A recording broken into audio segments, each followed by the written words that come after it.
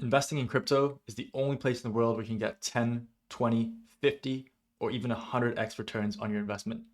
But it's also one of the riskiest investments you can do. And that's why today in this video, I want to talk about why gaming crypto specifically, that industry specifically, is going to be the sector that brings you the most multiples in gains. And it's also one of the only sectors that can bring a real world use case into crypto. So I just want to show you some stats here. Blockchain gaming industry is to exceed over 600 billion in value by 2030. Currently, it's valued at 154 billion as of 2023, and it's going to be by 2030 valued at 614 billion. So it's a growth rate of almost 22% per year. So the only way that gaming crypto is actually going to onboard everyone into Web3 is through the integration of NFTs. An example I want to give anyone who's played like RuneScape, FIFA, World of Warcraft. You've got the game here, let's just call it FIFA. And you are spending your money to go into the game to open packs. You got Cristiano Ronaldo, you got Messi, and let's say you got CR7 in your account. If you wanted to actually sell this account with the CR7 in it, you'd have to go on some sketchy website online, maybe message a friend, and the way you sell your account is basically giving your username and password away, and it's just not a seamless process, and it's good for the game because you keep putting money in, more money in, and it's basically staying all within FIFA. Or in World of Warcraft, you're buying gold and you keep putting money in to buy gold in World of Warcraft, and it stays within WoW, right? But through the integration of NFTs, because it's now giving ownership to the user base, let's say now you have an NFT of CR7.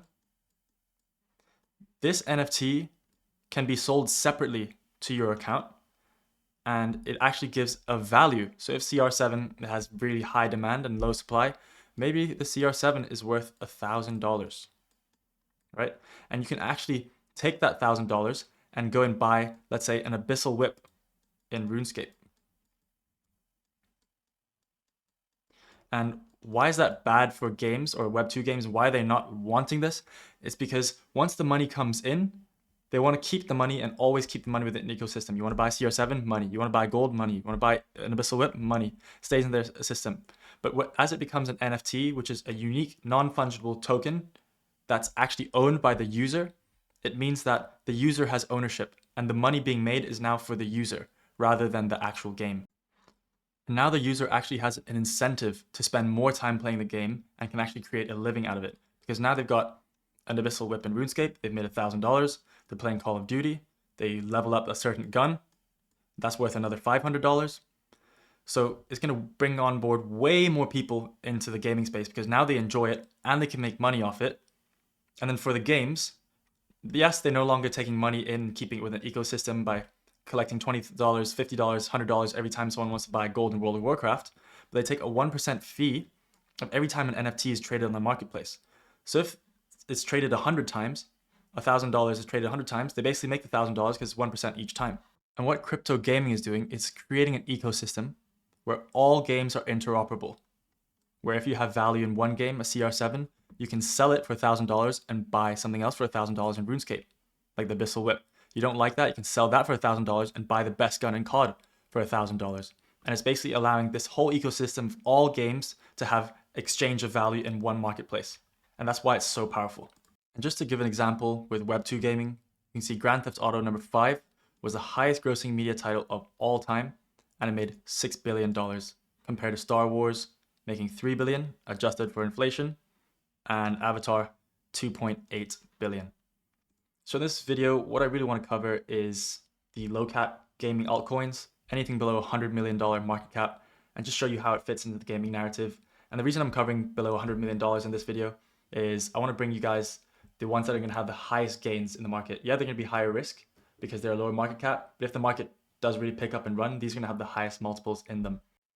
So first one on the list, this is Ultra. Ultra essentially is the Steam of gaming. And just to go back to this here, if you think that in all of Web3 games, if they need to host a game on infrastructure, if they're going to have a marketplace that is going to sell all their NFTs, if they're going to be tournaments hosted where players can win prizes, if you think this ecosystem is going to be worth billions of dollars, then Ultra is going to be worth billions of dollars because that's what exactly Ultra do, right? You can have games on there, you can have marketplace, and you can also have tournaments. Next one being Phantasma. Phantasma is going to be more related to NFTs. This is a smaller infrastructure play, currently worth $20 million. And if you look on the alt chart, Phantasma went to a high of about 3.2, currently it's sitting at 0.16.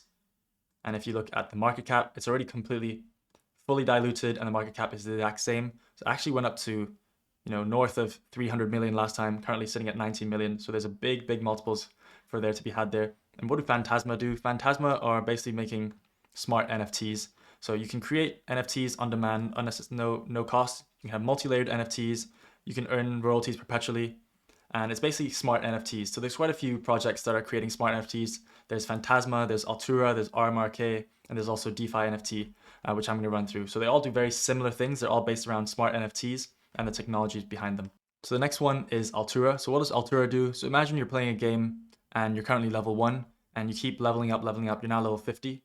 That NFT that you had at level 1 is an NFT. It's a non-fungible token. That means it can't be changed. But now at level 50, it's supposed to look different and have different stats. So Altura is the technology behind that, allowing NFTs to change over with time.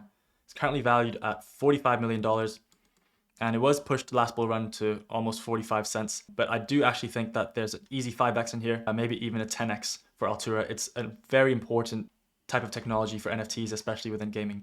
And the same here with RMRK. They're also working with smart NFTs, currently valued at $19 million. And last bull run, you can see it actually went up massively, almost to $62. And you can see here that the market cap is 19 million and the fully diluted market cap is 21 million. So it's already circulating supply is 90%. I'm pretty sure last bull run was already circulating supply of 100%. So I'm not sure what's going on here, but you can see that it actually has a lot of room to run. It did really well last time. And I think if gaming and metaverse comes back this bull run, RMRK is a great one to buy. A way more smaller market cap, doing similar things is Charged Particles, IronX. They're creating smart NFTs. They're only valued at 735,000 right now. So this is a very risky play. This could literally go to zero. But I just wanted to show you guys what their technology is. So they're more about nested NFTs. So you can have an NFT that has more than one NFT in it. So you can basically send someone a gift. Let's say a gift that has money, it has a game, it has a piece of art, and you can also earn yield on it. So they've partnered with Aave and they've been able to provide NFTs that earn interest for the past 3 years. So I think that's really interesting as well. Next one is Game Starter, and this is a gaming launchpad similar to CDFI. You can see CDFI right now is worth 234 million and it ran up to $16 last time in the bull run. And the way gaming launchpads work is essentially you can hold a certain amount of coins, let's say $10,000, $20,000, $30,000 worth of their coins, and you stake them. And the more you stake, the more ability you have to get access to pre-seed sales of games that are launched on their launchpad. And if anyone was around last time in the gaming bull run, any game that came out of launchpad literally did 10, 15x from pre-seed sales instantly. So if you want to position yourself into a price of a gaming launchpad, this is criminally low. And as you can see, last bull run, it went up to 3.4, more than a 10x from here. Yeah, definitely a good one to buy right now if you're into gaming.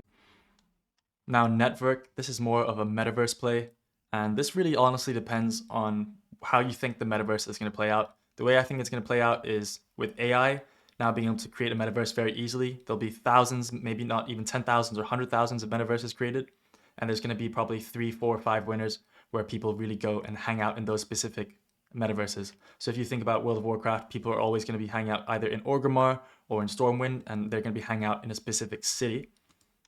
That means that if you own a billboard within that area, you can sell ad space that is going to be really valuable. You can buy land, own land, you can create NFTs and sell NFTs. So if you think that Network will be one of those winning metaverses, you can go and buy land in there as an NFT play, or you can just hold on to the coin because there are people going to have to use the Network coin to interact with that industry and with that space. And I just want to preface this with your ability to do your own research. There are going to be lots of projects coming up in the bull run that are just going to pop out of nowhere, and they're going to look like they've created massive games, very detailed characters, detailed cars, detailed environments, and you're going to think, wow, this game is awesome. I'm going to just ape my whole net worth into it. But if you come to this website, unrealengine.com, you can literally just browse for, like I said, industries, automotive and transportation, and you can see you can buy this Mustang that's been created for $25.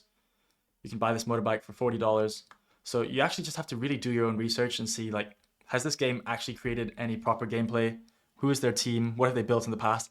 Or have they just come onto Unreal Engine, bought some assets, put it into a game, and now ran it up to $100 million and rugged everyone? So just be careful with that. Especially, there's loads of games that are, creating the themes of cyberpunk. That's what's definitely in right now. If you go and just click around here, you could literally buy all these gaming assets, 3D, able to walk around in them for $250. And $250 for that, with some right marketing and adding some maybe unique characters in there and a good website, like some of these companies are really gonna run it up to 50 million, $100 million market caps. And at the end they're gonna find out that they don't do anything and they're gonna go to zero. So just do your own research. Next one being Decimated. Decimated is a third-person shooter currently valued at $16 million, and you can see last bull run, it really got run up.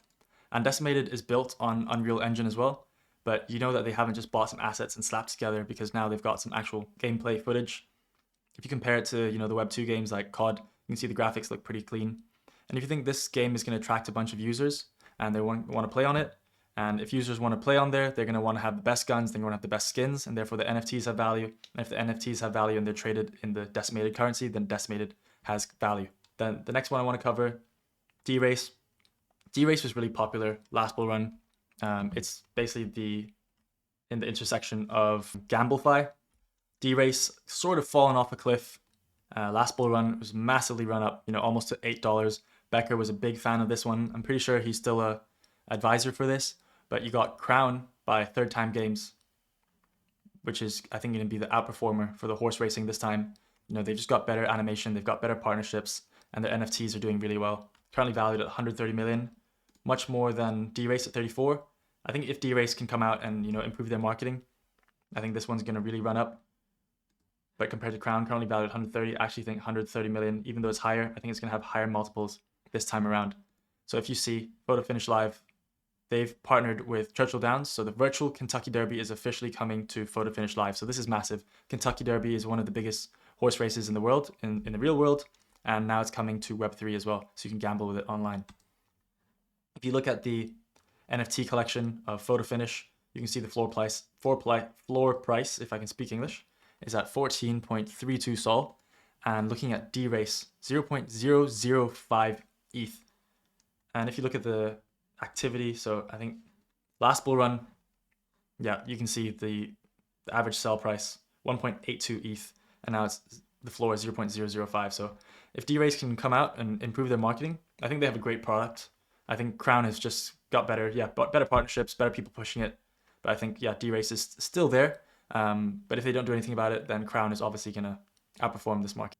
And the next topic I want to cover is AVAX. Not specifically AVAX itself, but the coins within AVAX. So I think AVAX is going to have one of these big runs coming up, like Solana had their Solana summer. I think AVAX is going to really, either go back to their all-time highs or maybe even push it a bit further. Because if you look at Solana last summer, let me look at the all chart here as it loads. You can see Solana really, really jumped from about July, August to November. It basically did a 10x. And if you look at the coins within Solana, they're going to also run while Solana is running. So Radium, which is the DEX, if you look at the same time frame, which was July till November 2021, went from 2.9 pretty much to 14. So it actually did less multiples than Solana, which is not normal. Usually if you have the larger layer 1 coin, let's say do a 5x, those smaller ones in the ecosystem should do 5, 10, 15x. It should do more. But I think Solana just had such a crazy run that summer that it just basically outpowered everything. But the reason I bring up AVAX is lots of games are being built on AVAX. And if AVAX has this massive run back to all-time high, or even goes past it, the gaming coins within its ecosystem are really going to run. So one of them is Shrapnel. Shrapnel is currently valued at 62 million. Shrapnel is a first-person shooter game like Call of Duty. And you can see that the fully diluted market cap is actually $774 million. That's over 10 times the market cap. So holding it long-term might pose some issues because there's going to be a lot of people who have the tokens vested and they can't sell, but they'll be released over 6 months, 1 year, 1.5, 2 years. So these are VCs, these are teams, these are founders. marketing advisors, all that. So it's really going to bring a lot of sell pressure onto the market as the circulating supply increases. But in the short term, if the bull market comes, because of the low circulating supply, if there's a lot of demand that comes into it, it's really actually going to shoot the price up even higher. So short-term play, if there's high market, is actually a great buy because it's going to really jump up in price. But don't hold it for the long term further than the bull run, because as the circulating supply comes onto the market, you can see there's only 8% on the market right now. As that jumps up to 10, 12, 15, 20, 30, it's just going to have a lot of sell pressure, because VCs who put their money in years ago or 6 months ago, 1 year ago, are just waiting to get their coins released so that they can sell and gain their profit. So just to show what Shrapnel looks like, Shrapnel, yeah, they've got great gameplay. You can see it looks pretty much like Call of Duty. Compared to Decimated, like this is definitely smoother, definitely had more work done to it. And yeah, I think AVAX is definitely going to have a Solana summer. So this is not the only game that you can look at. This is just an example of one of the main ones that's built on Avalanche. But do your own research. Go and look at what other games are being launched on Avalanche. Maybe last bull run or going to be launched now. Next one being Joe. Joe is the DEX, like the equivalent of Radium in Avalanche. So if Avalanche does a Solana summer, then you know that Joe is definitely going to run numbers again. So it's currently at 0.8. Joe went to a high of about 4.5 last time. But in terms of market cap, yeah, as you can see, the fully diluted market cap, circulating supply has increased during that time. So that's why the market cap is almost half of what it was at the peak of last time, although the price is not half of what the max was last time. And the last one I want to cover is Moontropica. Moontropica is sort of got this meme-ish play to it. It's quite cultish, and it's just got a great community of people who just want to hodl and shout to the moon. I think it's quite similar to the coin UFO gaming.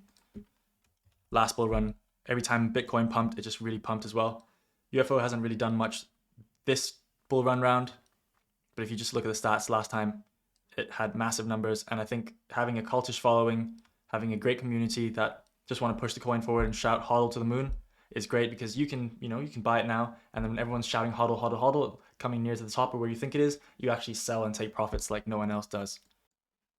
Very similar gameplay to Phaeton Arena, but more meme-ish. You can see the characters like Elon and Zuck, and it's a battle arena game where you can play PvP, play with your friends, and as well collect skins and NFTs.